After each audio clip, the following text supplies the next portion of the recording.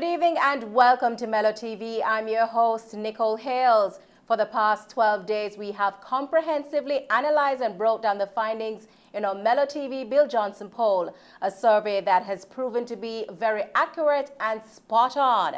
Tonight, we will look at responses of people on the topic of whether or not Jamaica is still considered a PNP country. To help break down the findings tonight are renowned pollster Bill Johnson and political analyst and commentator Paul Bourne. Good evening, gentlemen, and welcome, and thanks for joining us. Good evening. You're welcome. Bill, tonight we're at the home stretch and we are at the question that so many Jamaicans want the answers to. Let's look at the numbers. Is Jamaica still considered a PNP country?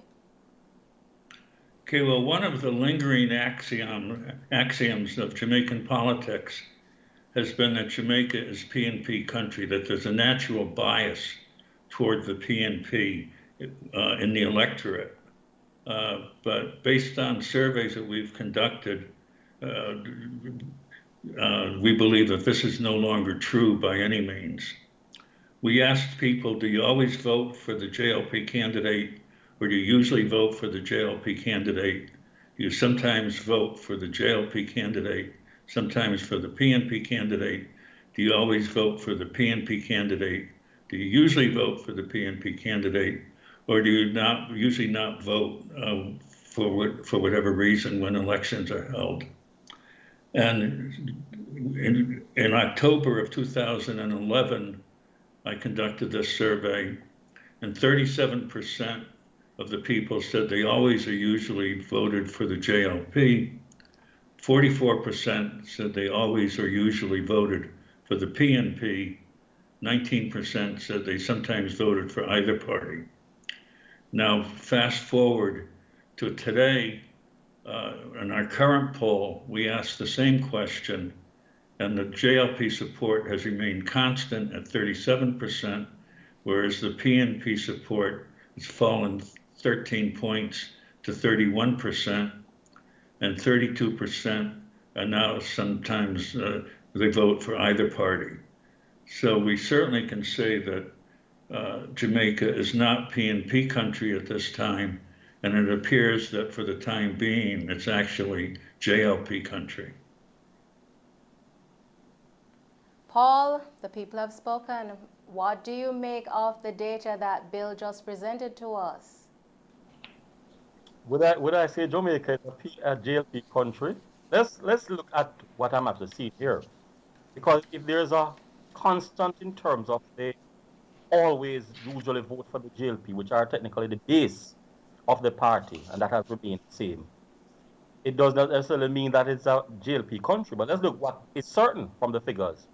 From 44% to 31%, that is a massive reduction in the base of the PNP. And I remember saying some time ago that the current face of the People's National Party and all the challenges that they have had has actually amplified their problems today. But not only that, those 18 years that the People's National Party stayed in power, that they were not planning and they were actually mimicking and laughing at the Jamaica Labour Party. The results are in their face today because what they have done, they have squandered the initial thing that they had in terms of the country being a PNP country. So the country seemingly been sort of shared between the People's National Party and the Jamaica Labour Party. Paul, still with you. Are the people frustrated with the PNP, even its own base supporters? Without a doubt, that is absolutely yes. Because remember, we're looking at the base figures, those persons who are always or usually vote for the party. And that has moved from 44% to 31%. That's a clear indication that there is not only political apathy in Jamaica, but there's also political apathy in the People's National Party. There's a high level of dissatisfaction among the PNP base in terms of who they are getting to represent them in terms of the leadership. And that needs to be addressed, and I presume addressed yesterday. Paul, in the 2020 general election, the JP won by a landslide, and our poll predicted it accurately. Is there any coming back from to governance for the PNP based on the numbers you're seeing tonight? Will there be another landslide victory by the JLP based on your assessment and the numbers we've presented? I'm concerned with the current numbers because if we're actually going by the numbers, it means that the JLP has a slight margin over the People's National Party. So the issue of the Jamaica being a PNP country and actually assuming that they need to do little or nothing to win the election is not going to be the case anymore. The People's National Party clearly is going to have to work to ensure that they actually maintain or even break even and as a result try to win the next general election or even the local government election. Now, what they need to do is, as I said before, commence a canvas and ask their base, what is it that they are doing? What is it that failed to do? And therefore start the process of regeneration and promoting themselves as a viable alternative to the Jamaica Labour Party. All right, still with the JLP, how can they capitalize on this momentum they have been able to maintain even in the midst of a pandemic and crime affecting the country? The JLP prior to the COVID-19 situation was doing extremely well.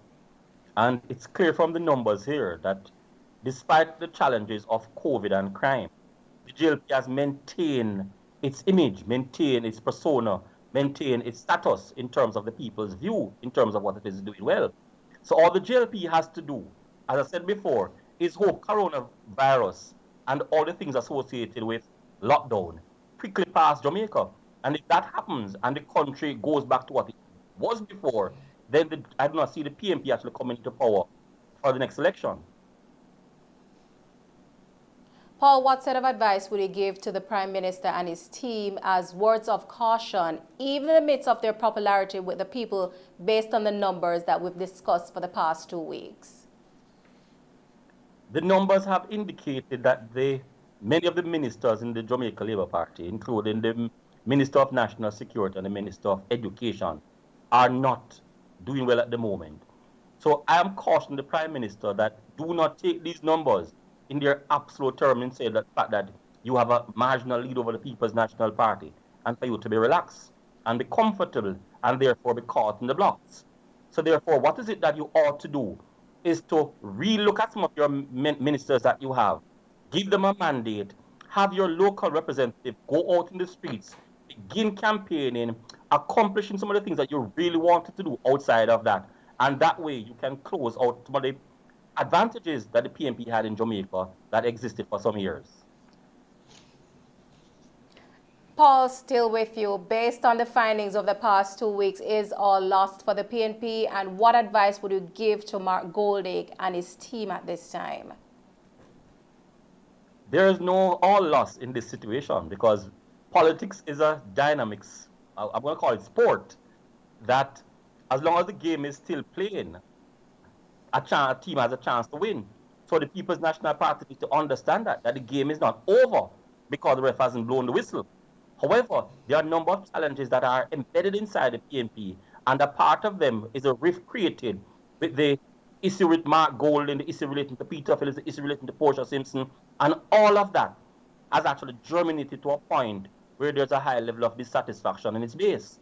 Now, what is clearly happening to the People's National Party, they have not taken into consideration are a number of young persons who are technically tired of the People's National Party because of the time that they spent in power.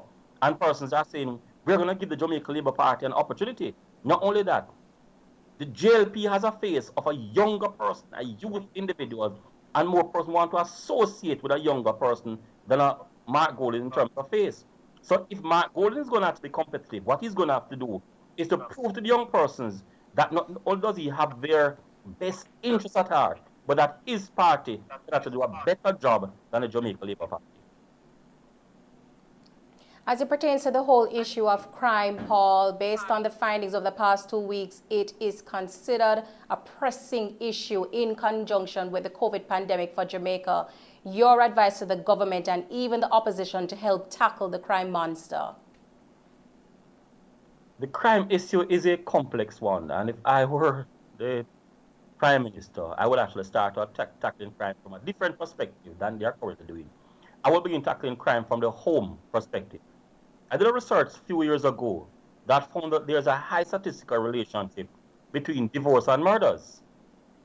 So what I'll start to do is to begin a thrust where I can actually keep families together, reduce the possibility of people getting divorced, and therefore reduce the possibility of all that social conflict actually spilling over into murders and other crimes.